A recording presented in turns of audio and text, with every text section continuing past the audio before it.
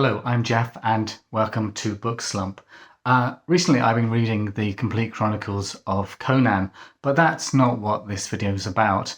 I enjoyed them. They were pretty good. Robert E. Howard, he was good for somebody writing in the 1930s. You can kind of get the idea of where the issues might be. Conan, for me, is a pretty two-dimensional guy. Arnold Schwarzenegger, as far as I'm concerned, pretty much summed him up in his role as Conan. But today I'm here to talk about someone I think is a far better sword and sorcery hero. One of the best. An icon, a legend in her own lifetime. So I'm looking at Red Sonja Consumed by Gail Simone. I really enjoyed this book. I mean, if you do know Red Sonja, if you maybe read the comic books, if you've watched the films which came out about the same time as Conan, were about of the same level and quality, then you'll know something about her.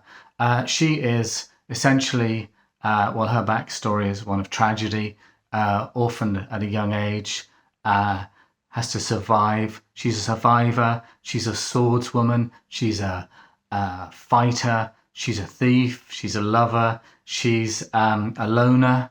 She is a force of nature. And in this book, Red Sonja Consumed, I think Gail Simone really captures who she is. She is, and she does it in a way which is much more modern than the many of the earlier iterations of her. She has a certain level of flawed heroism. She's not above double crossing, and an awful lot of the trouble she gets into in this book are about her being a bit of a double crosser, but also about running away from relationships with others, which, like all of us, she does crave. So the story is this. Essentially, Sonja finds herself, really, with a queen who thinks she's the love of her life. And of course, because she is Red Sonja, she, steals something very important from the queen, and she makes a run for it. She's pursued by the queen.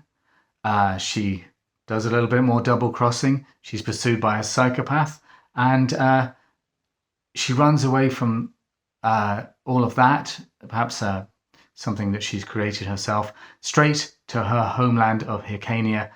She's running towards saving the people who have, who perhaps were the cause of her, the original reason why she became the person she is.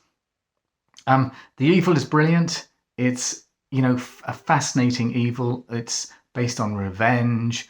It's new to me, the idea of a very earthy, visceral evil which comes and, it just takes over a country and pursues the people of Hyrcania. We move across a landscape with Sonja that is well drawn. The world building is really good. We find ourselves in a gladiator pit at one moment, riding at full speed across a landscape of grasses, in a claustrophobic forest where death is everywhere, and also sitting in a grotty tavern where there's meat burning away on the fire and there's beer sloshing around in everyone's mugs. So you get a real feel of the place, that not only Sonja inhabits, but also Conan. It's a brilliant world, and it's nicely updated. The characters you meet, who Sonja meets, they're really well written. You enjoy the inner life. She is hunted by a stone cold killer, and we get to understand his motivations. She is hunted by the woman who thinks of her, or did think of her, as the love of her life. And again, these are well-drawn characters. We meet others who have a real depth, and you don't feel like they're there just as foils for Sonja to show you who Sonja is. The plot, it's nicely flows. It's well-paced. There's plenty of sword and sorcery, plenty of sword play. You get to feel like you're in the heart of the battles. You get to feel the sword in your own hand as it's wielded. And you get to feel that, well, Sonja is not some kind of superhuman, but is a flawed person who can be hurt, but gets back up and fights for the good. I'd have to say that the romance is good. If you like romance alongside your sword and sorcery, it's there.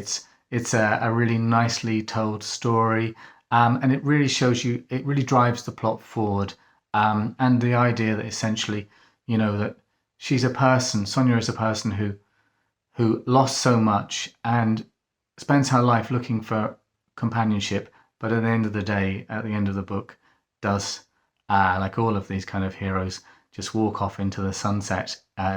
And for me, the book is really just, I hope, a stepping off point for Gail Simone to write more of these kind of stories, write more about Red Sonja, because she writes her so well. The character is well drawn. She's someone you want to be with. The world is a place you could step into. I mean, I often think if I couldn't step into that world after reading the first 20 pages, you're never going to be able to step into the world. But you feel instantly you're there with Sonja. If you like a heroic horse thrown in, she has a fantastic horse. I'm a big fan of horses, and she has a great horse who just comes to her aid, a companion. Whereas she rejects every human, more or less, she loves, like a good Hyrcanian, she loves her horses. The evil is really well represented. It's fully formed. There's no kind of thinking that, oh, why did that happen? Why would you choose to destroy a kingdom? It's all there, and it's a great revenge story, a great story of vengeance, of wrongs done to people and their need to take revenge. The magic side, the sorcery side, doesn't get in the way. It's not one of these kind of it all works out because the wizard wiggled his wand or shook his stick and the evil was undone. It's very visceral, as I say. It's very earthy, and it feels like it just flows within the world that Gail Simone creates. For me, it's a great story. I would thoroughly recommend it. Who should read it? I think everyone should read it because it should be a time now where Red Sonja gets her day in the sun, or her decade in the sun. I mean, I know I've read some of the comic books and they've been great, and definitely, they've filled out the story for me. But this is a great novel. I would thoroughly recommend it. If you have a particular interest in sword and sorcery that is earthy, that is right at the very core of the genre, and which you'll feel satisfied reading, and it won't leave you in any way wanting, then this is definitely a book to enjoy. So as I say, you should read it. I read it, I thoroughly enjoyed it, so I hope you do too. Please like, subscribe, ding-a-ling the notifications bell, and if you've got any other these kind of stories, sword and sorcery stories you think that I should read and maybe talk about, or you want to talk about yourself with me, please do leave a comment. And remember, support your local library, support your local bookshop, and please do have a good day.